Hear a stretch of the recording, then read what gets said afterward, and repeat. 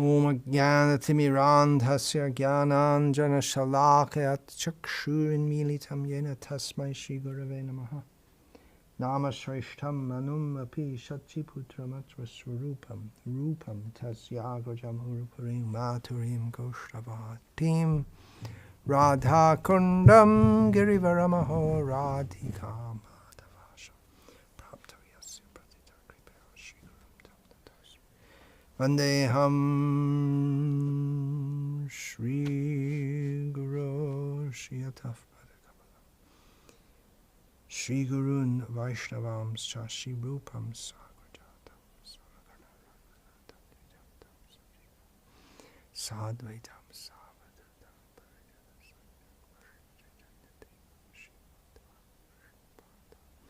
Sahagarna Lalita Shri Vishakam.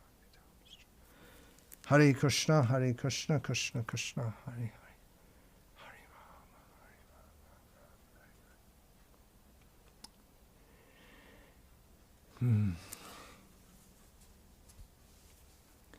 We are to speak about Krishna.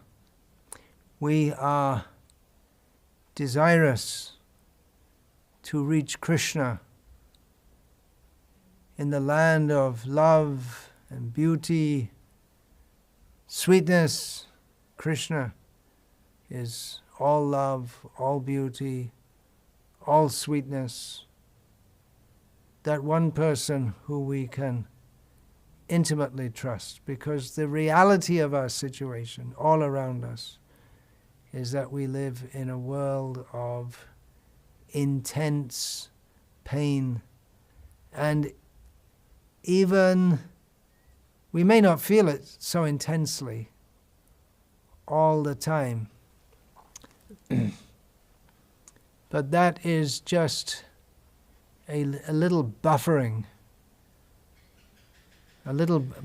from the general situation of intense pain. Being in the womb for 9 months, coming out of the womb, intense pain. Being in the body of a crocodile or a snake, in which the whole mentality is to catch some living being and kill them and eat them. That the whole existence is one of pain. The Bhagavatam states the form of a fish is full of pain all the time, completely low in ignorance.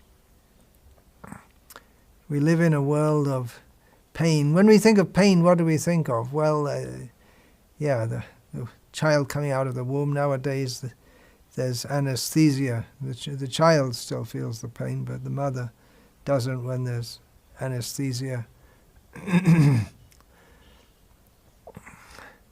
Then losing a limb in an accident, being in an accident. There are so many different kinds of accidents that can happen.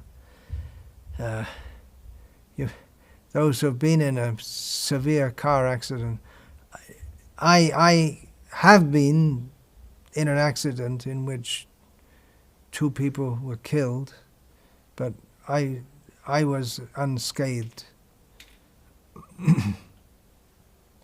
I didn't have any physical injury whatsoever. But those who survive a car accident, ask Shyamasundar Prabhu, my one godbrother. It's the pain is such that you almost feel like you better be dead. Better I should have died. Physical pain, it's very much it's in material existence, but especially in this Kali Yuga, in which people, they are of such a mentality that they cause suffering to others. They take pleasure in causing suffering to others, and as a result, they have to suffer by karmic reaction. There's a whole body of tortures. There are so many different kinds of tortures which people have applied their intelligence to finding out how to torture people in various ways. Extremely cruel. The government of the United States or the CIA or whatever it is, they strictly I don't know how strictly, following international legal standards of all different kinds of tortures you're not allowed to do. They discovered some kind of torture, waterboarding, which wasn't covered by the international laws. They say it's not torture. It's not torture. It's torture, but they say it's not torture because it's not covered by the law. So what does that mean? That means that the law is there, which they decided to follow, but then they applied their brain how to devise some other kind of torture, which no one devised yet, or somehow didn't come under the scrutiny of the United Nations international law. So pain is so much part of life. But there's one kind of pain which hurts maybe more. Mental pain, more than physical pain. Mental pain, and particularly one type of pain I'm thinking of. It hurts so much, and it throws people out so badly. It disorientates them so badly. What I'm talking about is the pain of putting one's trust in someone and then having that trust broken. It's a common thing nowadays, that cheating in marriage, but maybe it doesn't hurt so much as it might have done in former times, because it's become so common that people practically expect it. This is a symptom of Kali Yuga. And that partners in marriage, they don't trust each other anyway. And therefore, when they find out that their partner's doing something which they'd prefer they didn't do, they're not so much disturbed by it. And maybe because they're doing it themselves also, or at least contemplating it. But I have seen a woman who's when I was much younger, I saw a woman who's she didn't suspect, and then she found out her husband was cheating, and just shattered her life. She couldn't imagine. She couldn't, raised in a culture where that largely doesn't happen, and then she just couldn't imagine it happening to her, and it just shattered her life. She couldn't believe, and that's such a bad thing. She was thinking everything's more or less okay in my world, and then all of something which just... The whole Jewish race faced an existential crisis which it still hasn't got over, it seems. The Holocaust. Now, apart from the horror, the immediate, obvious horror of the Holocaust, you can't imagine that other humans would treat fellow humans in such a way. That in itself is so traumatic, especially when it's done on a mass scale, and it's done to us as a people. But there's another factor. The other factor is that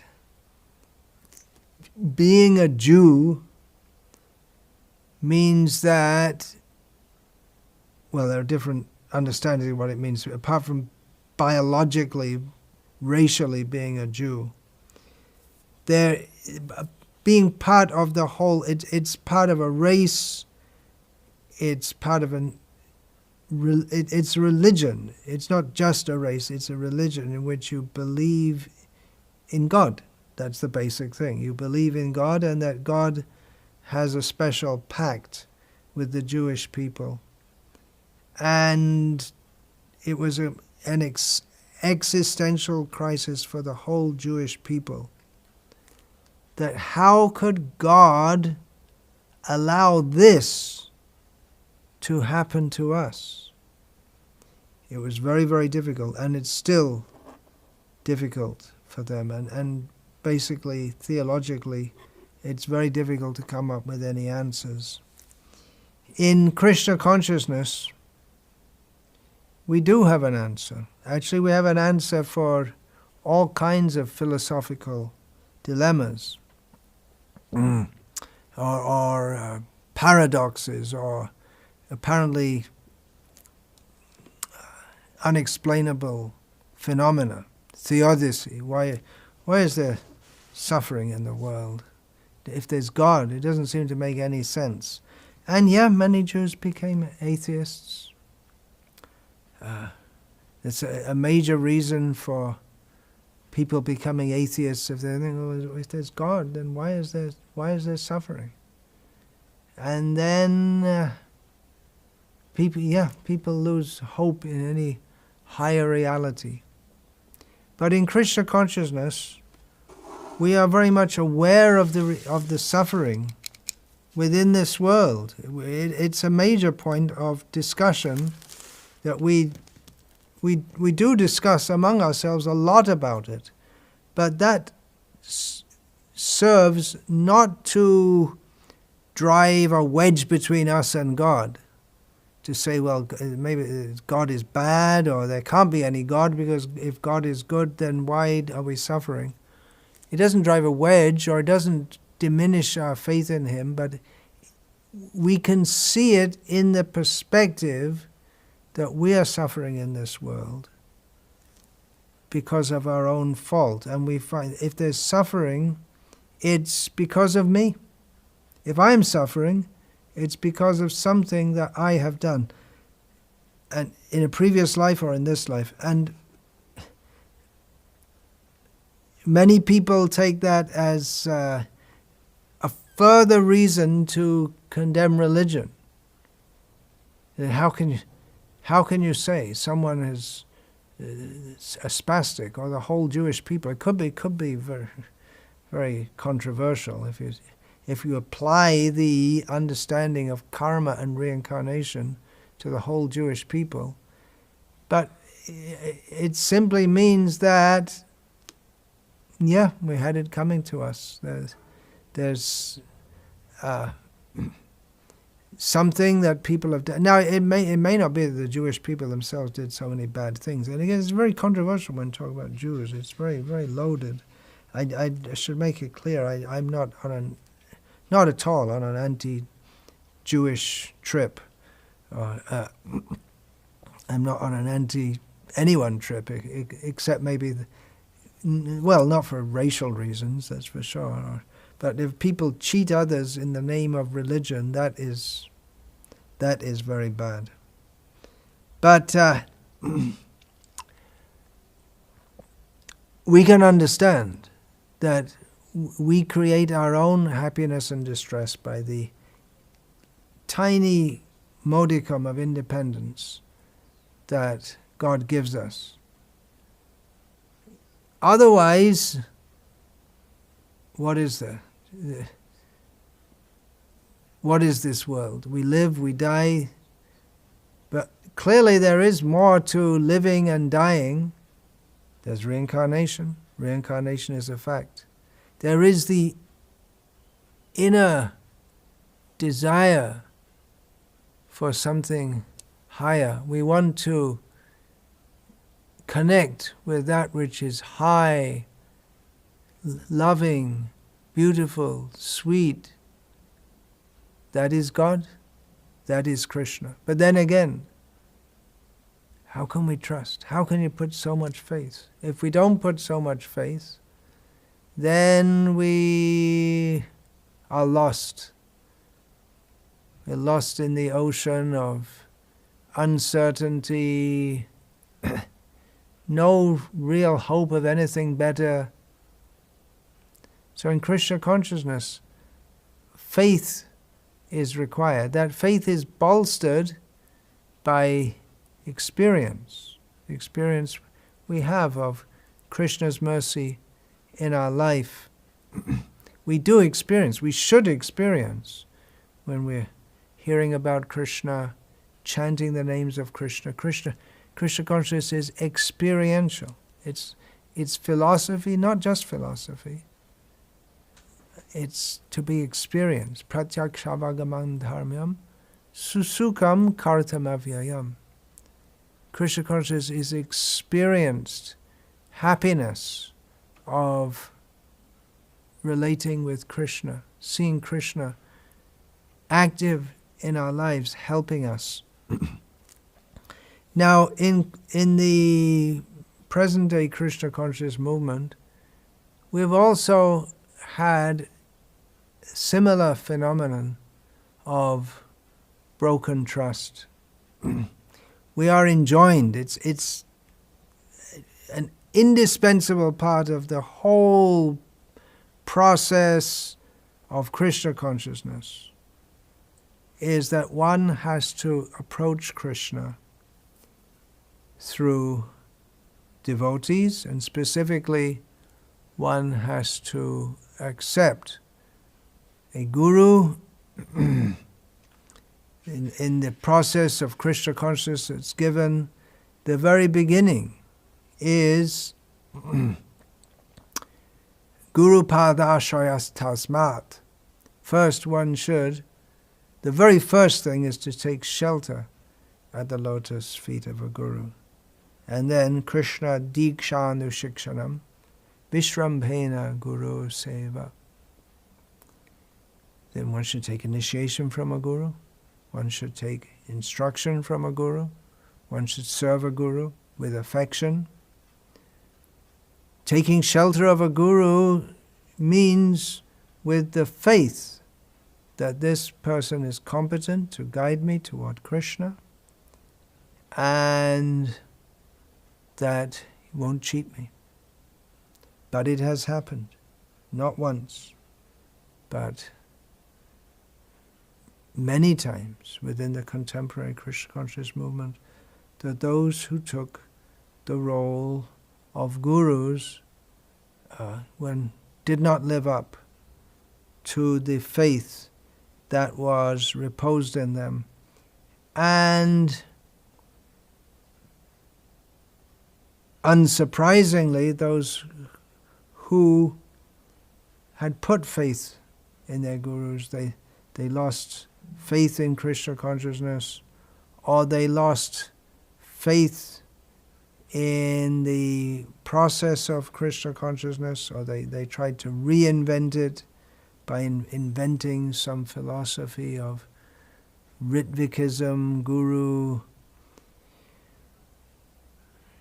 Major disturbance, and many people who took to Krishna consciousness have become bitter critics of the Krishna consciousness movement as it's going on, and especially of those who are in leadership roles, and without even examining the actual situation, it's just presumed that those who take a role of leadership in the Krishna conscious movement, especially those who accept disciples, must be doing it to cheat others, which is an extreme and unrealistic stance. But people are hurt, they're damaged, psychologically damaged.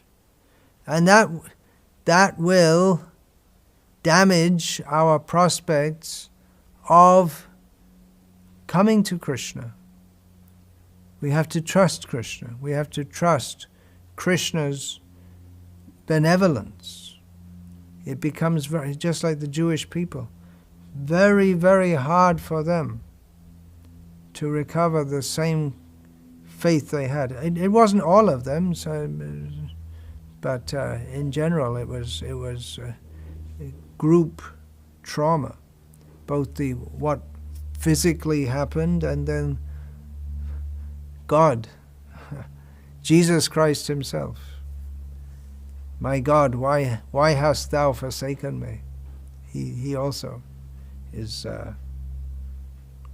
recorded as having. So even Jesus felt that at one point. Why have you forsaken me?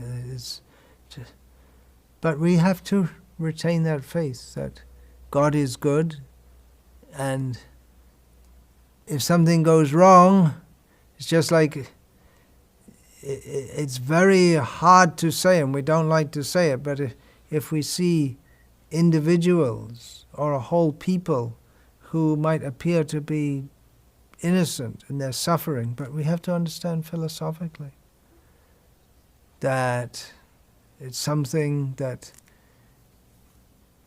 we had to go through, or they had to go through. They had to go. It means that why so much suffering? Because they must have caused some kind of suffering like that to others, is one thing. And another thing is that if we can understand it properly, then we can understand that God is good. It's all in His plan to bring us closer to Him.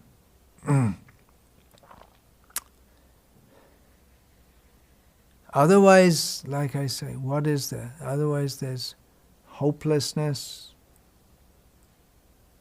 agnosticism, atheism, skepticism. Reality is beautiful. Reality is good. It should be. Why do we have an inherent desire for beauty and truth and love and sweetness and kindness? Why do we have that? Because that is inherently we can feel. This is not philosophy. It's not even clinically definable psychology. This is what we might call our gut feeling. And the neurobiologists will say, well, it's all reproducible in the brain. Yeah, okay, it is reproducible in the brain by electric stimulation or drug stimulation, but there is, beyond all, we are not our brains. We are not the neurons interacting in our brains. There is reality. We are discrete living beings. There is reality. Reality is good. Reality is Krishna. That faith we have to maintain. It's hard it can be very hard. We are asked, it's demanded in Krishna consciousness. We have to surrender to Krishna. That Krishna told Arjuna, you have to surrender. You have to take shelter in me. Arjuna had to trust Krishna. And we say, well, Arjuna was with Krishna. He could trust him. He'd personally been with him. But we can hear about Krishna. Hearing about Krishna is as good as being with Krishna. There could be grounds, even in Krishna's presence, not to trust him. Duryodhana didn't trust him. Arjuna trusted Krishna, and in terms of external circumstances, Arjuna and Duryodhana, they saw the same Krishna,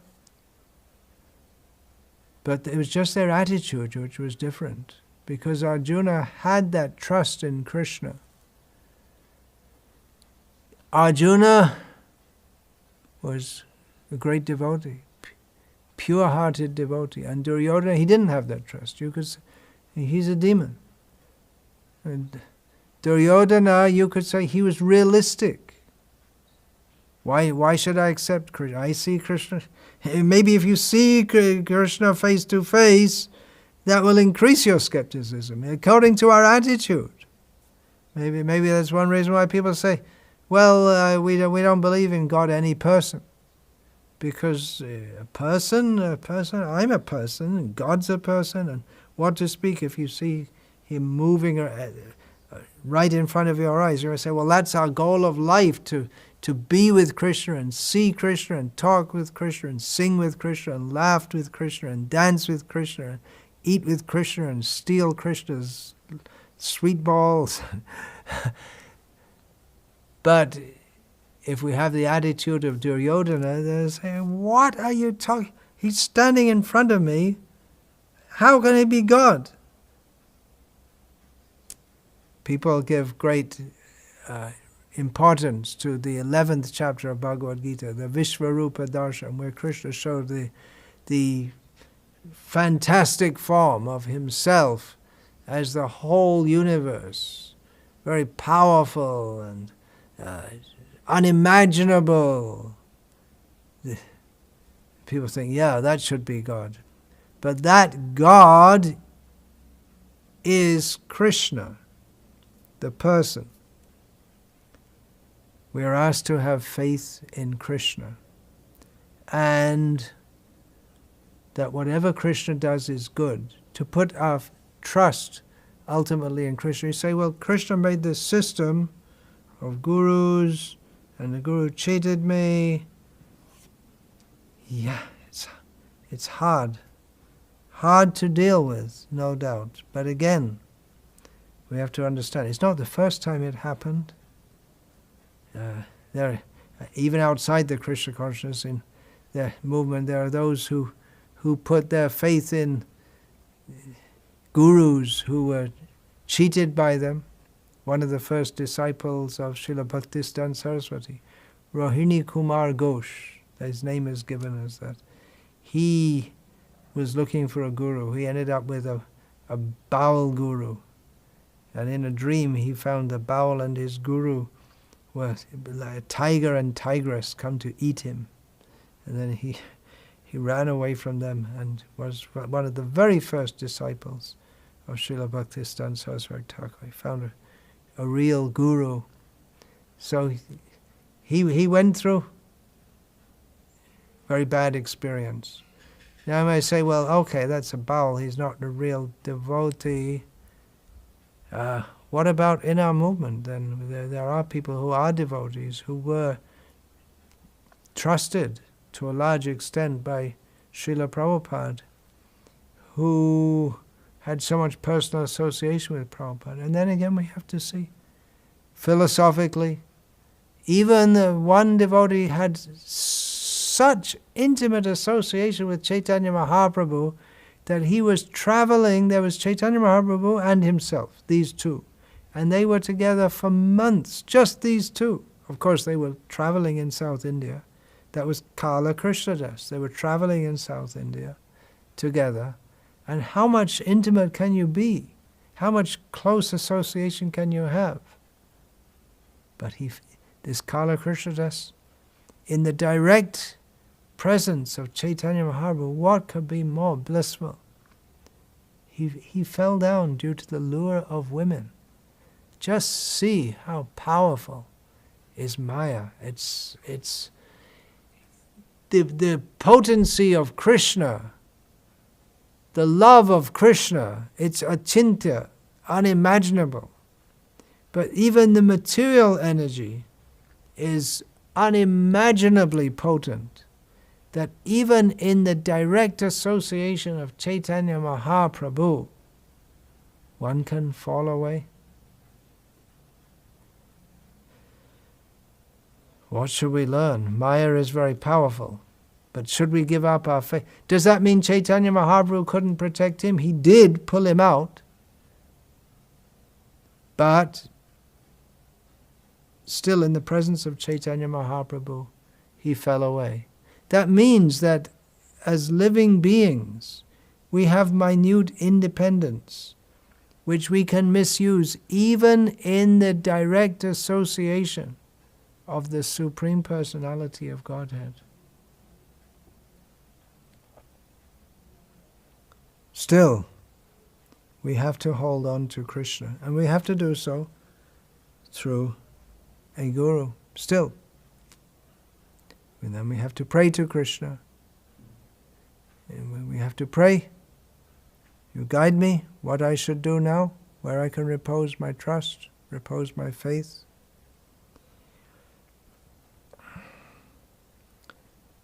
Becoming bitter, skeptical, that will not help. that will not help to develop the softness of heart which is required to advance in Krishna consciousness. Softness of heart means we open our heart to the love of Krishna, with faith in Krishna. But the softness, it might not always be seen. That Bhaktisiddhanta Saraswati, his one prominent disciple, Srila Bhakti Rakshak Sridhar Maharaj, wrote of him here, he had the hardness of a conqueror externally, but internally his heart was very soft. So for preaching Krishna consciousness, it may be required to be very hard externally. Arjuna was soft-hearted and therefore he didn't want to fight, but then understanding Krishna's desire, he had to seemingly harden his heart. Naturally he felt very, very soft-hearted and affectionate toward Bhishma and Duryodhana, but he had to go and kill them. He didn't quite exactly personally kill them, but almost in both cases. It was actually Arjuna, although the credit, if you want to call it that, went to others. The Drishtadyumna with, well, first Bhishma with the Shikandini. Although it was Arjuna actually, and again Drona, Drishtadyumna. It was actually Arjuna, but the credit, if you want to call it, went to others. That was also ordained. So Arjuna had to become hard, but his heart was soft with love of Krishna. So these are all not such very easy things to understand. Krishna consciousness is an easy process, and the philosophy is basically very clear and straightforward, but there are many tests, and there can be tests of faith. Generally when we think of tests, we think of tests of controlling our senses. Maya comes in the form of Maya Devi. In the case of Kala Krishna Das, he was the same old thing. It's the attraction of women. He fell to the attraction of women. But there's also the test that can we maintain our faith even when it seems that Krishna, I'm giving myself to you. And this is how you're treating me? Yudhishthira Maharaj asked Krishna, how can we recognize your mercy on someone? That was quite a question coming from Yudhishthira, especially. It wasn't just a technical or philosophical question, but Yudhishthira, along with his brothers, had to suffer for most of their lives, even though they were great devotees of Krishna. They were being mistreated. Krishna allowed them to be mistreated. Bhishma himself was astonished at this. Recounting this, we can find this in the Bhagavatam, but Bhishma said, it is all the plan of Krishna. We cannot understand Krishna's plans, but still we should have faith in them. So Yudhishthira asked, what is the symptom of your mercy? And Krishna told him, as it's said in Bengali, Jare amai korayash, tare korai sarvanash. I can't remember exactly. I don't know I used to hear it quoted to me many times in Bangladesh. I don't know where it's from. Maybe it's from Krishna Prema Tarangini or whatever. So, what does it mean? Who desires me, I destroy them. That was Krishna's reply.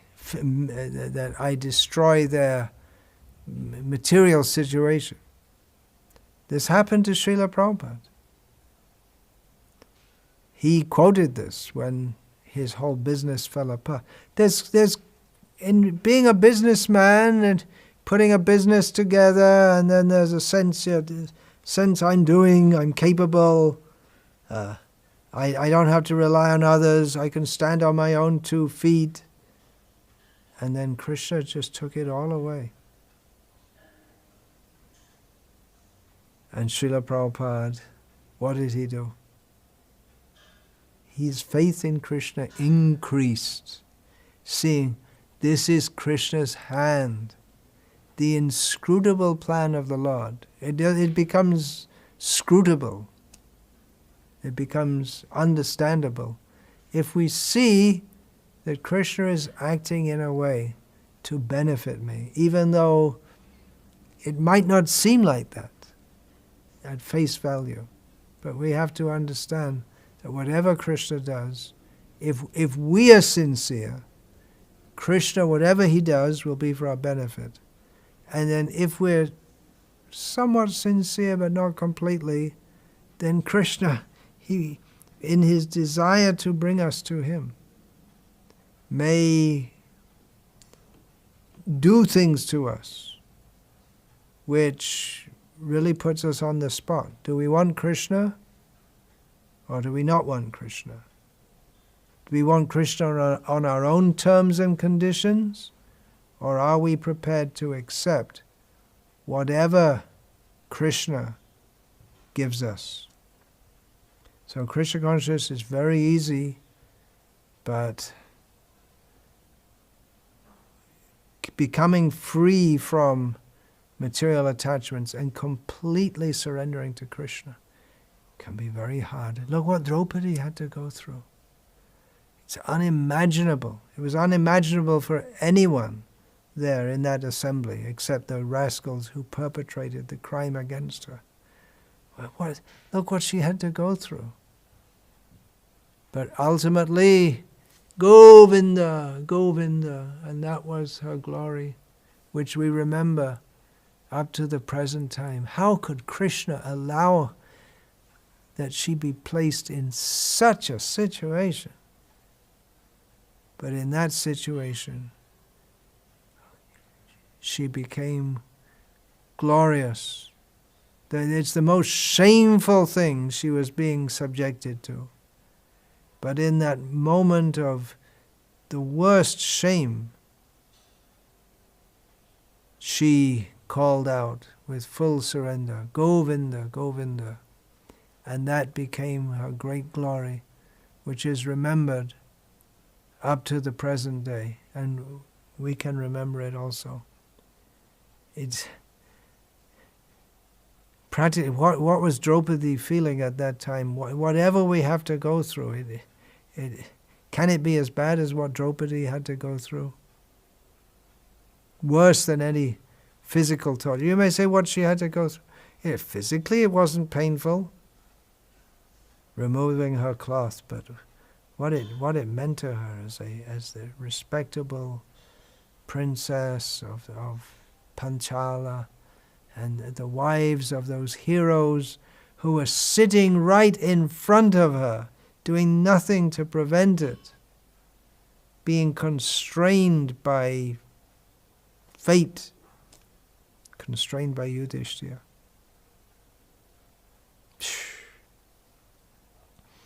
If Yudhishthira had allowed, Bhima at that time would have killed everyone in the assembly. Right there. But Yudhishthira, no. And that was also Krishna's plan. He wanted the pus in the boil of the offensiveness of the demoniac Duryodhana and his followers. Let it become, and when increase, and when the time is right, we'll destroy it all at one time. That was Krishna's plan. It's all Krishna's plan. What Draupadi had to go through. She trusted her husband. She didn't stop trusting her husbands, but it was traumatic for her, no doubt. But she never lost faith in Krishna, and Krishna reciprocated with her. So that's the message of this talk. Expect pain in this world. We expect tremendous pain. And even what we think everything should be in the Krishna conscious movement, it might not be like that. And then how are we going to ask people to surrender and to Krishna? Well, we're going to have you put your faith. I accept disciples. Which means, directly or indirectly, I'm saying, put faith in me. It's a great demand. But we ask people to do that so that Krishna's plan may unfold.